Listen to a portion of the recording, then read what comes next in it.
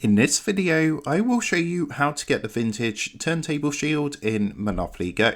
If you do have any questions or comments regarding this tutorial, feel free to drop that down in the comment section down below the video. And with that being said, let's jump straight into it.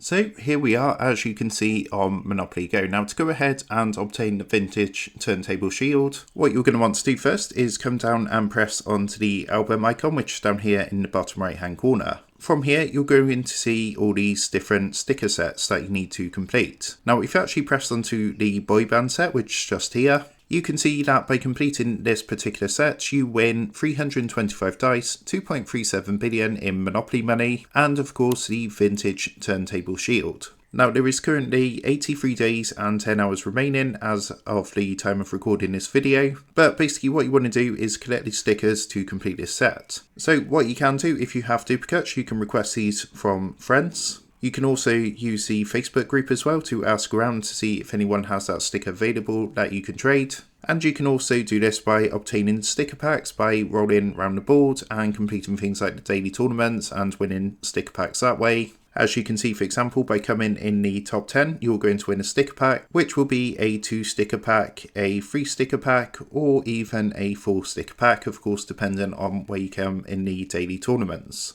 You can also obtain sticker packs by completing your daily wins down here in the bottom left hand corner. Basically what you want to do is get these stickers to complete the boy band set, and once you've fully completed the set, you will receive 325 dice, 2.37 billion in Monopoly money, and of course the vintage turntable shield. So that is how to get the vintage turntable shield in Monopoly Go. With that being said, I hope this tutorial did help you out today, and if this did help you out, I would really appreciate it if you was to consider dropping down below the video, leaving a like, and also subscribing to the channel. With that being said, I just want to take a minute to thank you guys for watching this quick tutorial, and I will see you in the next video.